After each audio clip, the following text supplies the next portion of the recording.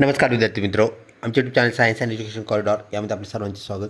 B.Ed CET March 2026 या अनुषंगाने आपण मागील वर्षाचे प्रश्न म्हणजेच PYQs भाग 4 आज आपण पाहणार आहोत. तत्पूर्वी आपण जर आमच्या चॅनलवरती नवीन असाल तर कृपया चॅनलला सबस्क्राईब करा. तसेच व्हिडिओ आवडल्यास नक्कीच मित्रपरिवारामध्ये शेअर करा. यापूर्वी आपण 3 भाग प्रदर्शित केले आहेत. आजचा हा भाग 4था. विद्यार्थ्याच्या सर्जनशीलतेसाठी काय आवश्यक आहे? तर विद्यार्थ्याची सर्जनशीलता जागृत करण्यासाठी त्यांना स्वातंत्र्य देणं अपेक्षित आहे, गरजेचं आहे. ऑप्शन ए करेक्ट उत्तर होय. शिक्षकाचे आदर्श गुण कोणते? तर सहनशीलता हा शिक्षकाचा एक अत्यंत महत्त्वाचा गुण आहे. ऑप्शन ए करेक्ट उत्तर होय. पुढचा प्रश्न, शिक्षणातील इव्हॅल्युएशन याचा अर्थ काय होतो? तर शिक्षणातील इव्हॅल्युएशन म्हणजेच मूल्यमापन. तर आपल्याला विद्यार्थ्याचे सतत मूल्यमापन करावे लागते, म्हणजेच इव्हॅल्युएशन मूल्यमापन होय. पुढचा प्रश्न, विद्यार्थ्यांना प्रेरित करण्यासाठी शिक्षकांनी काय करावे? तर विद्यार्थ्यांना प्रेरणा देण्यासाठी आपल्याला विद्यार्थ्याचं कौतुक करणं गरजेचं आहे. विद्यार्थ्याचं कौतुक केल्यानंतर त्याला हुरूप येतो. नक्कीच त्यामध्ये आपल्याला तो विद्यार्थी प्रेरित झालेला पाहायला मिळतो. ऑप्शन बी करेक्ट उत्तर होय. लर्नर सेंटर एज्युकेशन सिस्टीम जी असते याचा अर्थ काय आहे असा हा प्रश्न. तर त्याला आपण विद्यार्थी केंद्रित संस्था असं म्हणत असतो. म्हणजेच आपल्याला विद्यार्थी केंद्रित शिक्षण असलेलं पाहायला मिळतं. त्यालाच आपण लर्नर सेंटर्ड एज्युकेशन सिस्टीम म्हणतो. ऑप्शन बी करेक्ट उत्तर होय. भारताचे पहिले राष्ट्रपती कोण होते? तर option C doctor Rajendra Prasad आपलं करेक्ट उत्तर होय. डॉक्टर सर्वपल्ली राधाकृष्णन हे भारताचे दुसरे राष्ट्रपती आहेत. तर भारताचे पहिले उपराष्ट्रपतीसुद्धा डॉक्टर सर्वपल्ली राधाकृष्णन होते. ही बाब आपण लक्षात ठेवा. पुढचा प्रश्न, भारताचे संविधान कधी लागू झाले? 26 जानेवारी 1950 रोजी भारताचे संविधान लागू झाले. येथे फक्त वर्ष दिलेलं होतं, म्हणजेच 1950 करेक्ट उत्तर होय. पुढचा प्रश्न, भारताचा जो राष्ट्रीय प्राणी आहे तो कोणता? तर वाघ हा भारताचा राष्ट्रीय प्राणी आहे. ऑप्शन बी आपलं करेक्ट उत्तर आहे. पुढचा प्रश्न, भारताचा राष्ट्रीय वृक्ष म्हणजेच ज्याला आपण नॅशनल ट्री म्हणतो तो कोणता? कडुलिंब, आवळा, पिंपळ. तर ऑप्शन डी वड आपलं करेक्ट उत्तर आहे. तो भारताचा राष्ट्रीय वृक्ष होय. श्रीलंका या देशाची राजधानी कोणती शहर आहे? तर श्रीलंकाची राजधानी जी आहे ती ऑप्शन सी कोलंबो असलेली आपल्याला पाहायला मिळते. तर ऑप्शन ए बांगलादेशची राजधानी आहे ढाका. थिम्पू ही भूटानची राजधानी. तर टोकियो जपान या देशाची राजधानी होय. ऑप्शन सी करेक्ट उत्तर आहे. त्यानंतर पुढचा प्रश्न, अग्निपंख हे आत्मचरित्र कोणाचे आहे?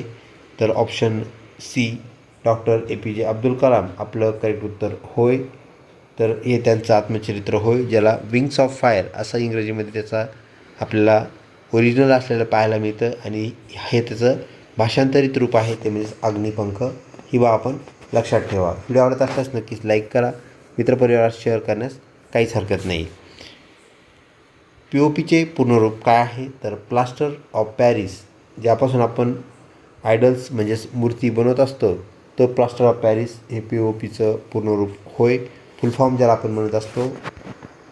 पुढचा प्रश्न, दादासाहेब फाळके पुरस्कार कोणत्या क्षेत्राशी निगडीत आहे? तर दादासाहेब फाळके पुरस्कार जो आहे तो चित्रपटसृष्टीचे जनक दादासाहेब फाळके यांच्या नावाने दिला जातो. तर तो चित्रपट या घटकाशी निगडीत आहे. ऑप्शन सी करेक्ट उत्तर होय. पुढचा प्रश्न, भारतातील पहिला अंतराळवीर कोण होता?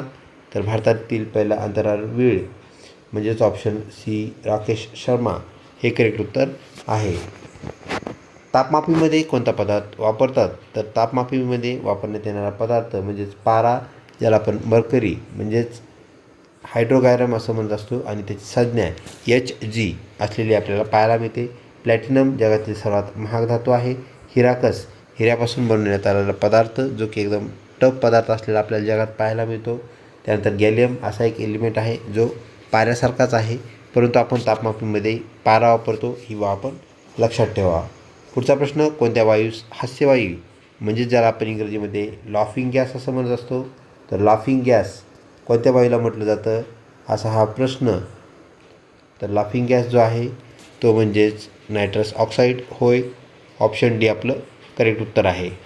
त्यानंतर पुढचा प्रश्न, पृथ्वीच्या वातावरणात ऑक्सिजन किती टक्के आहे? तर पृथ्वीच्या वातावरणामध्ये ऑक्सिजन 21% असलेला आपल्याला पाहायला मिळतो. जुरासिक पिरियडच्या अगोदर तो आपल्याला 35% असलेला पाहायला मिळतो. म्हणजेच अतिशय जास्त ऑक्सिजनचं प्रमाण आपल्याला त्या काळात पाहायला मिळालं.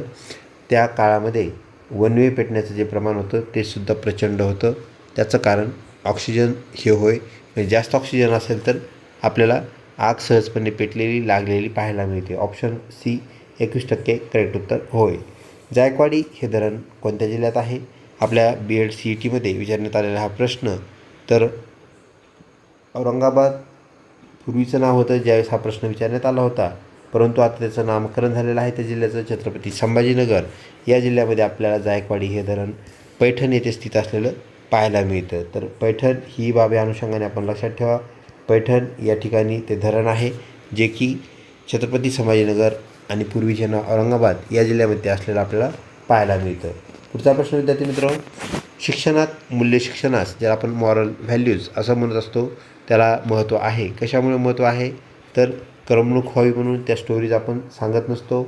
आर्थिक विकास त्यातून आपल्याला साधण्यापेक्षा इतर ज्या बाबी आहेत तर मूल्य शिक्षण देणं ही महत्त्वाची बाब आहे. त्यामुळे सुजाण नागरिक निर्मित होतात.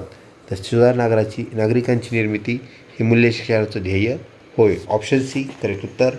रात्री काळात चमकणारा पदार्थ कोणता? हा आपल्या CET आवडता प्रश्न आहे. बऱ्याच वेळेस हा प्रश्न विचारलेला आहे. रेडियम नावाचा जो पदार्थ असतो घड्याळामध्ये तो रात्री थोड्या प्रकाशात मंद प्रकाशातसुद्धा तो चमकतो. ऑप्शन सी करेक्ट उत्तर होय. पुढचा प्रश्न, रवींद्रनाथ टागोर यांना कोणत्या साली नोबेल पारितोषिक मिळाले? तर रवींद्रनाथ टागोर यांना गीतांजली हे जे यांचा काव्यखंड जो आहे त्या काव्यखंडासाठी त्यांना नोबेल पारितोषिक मिळालेलं आहे. आणि ते मिळालं कधी?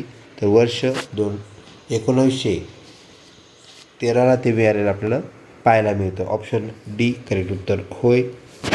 त्यानंतर पुढचा प्रश्न, ग्रामपंचायतचा सचिव कोण असतो? तर ग्रामपंचायतचा जो सचिव आहे तो ग्रामसेवक असतो. ऑप्शन डी करेक्ट उत्तर. तर ग्रामपंचायतचा जो अध्यक्ष असतो तर तो सरपंच असतो. हे आपण लक्षात ठेवा. ग्रामपंचायतचा अध्यक्ष कोण? तर तो असतो सरपंच. आणि त्याचा सचिव कोण? तर तो आहे ग्रामसेवक. पुढचा प्रश्न, कोणत्या दिवशी मराठवाडा मुक्तीसंग्राम दिन साजरा केला जातो? तर 17 सप्टेंबर 1948 मराठवाडा मुक्त झालेला आपल्याला पाहायला मिळतो. तर 17 सप्टेंबर आपलं करेक्ट उत्तर होय. आजच्या प्रश्नवेळेमधला शेवटचा प्रश्न, महाराष्ट्रात लोकसभेच्या किती जागा आहेत? तर महाराष्ट्रात खासदारांच्या जागा किती? असाही हा प्रश्न.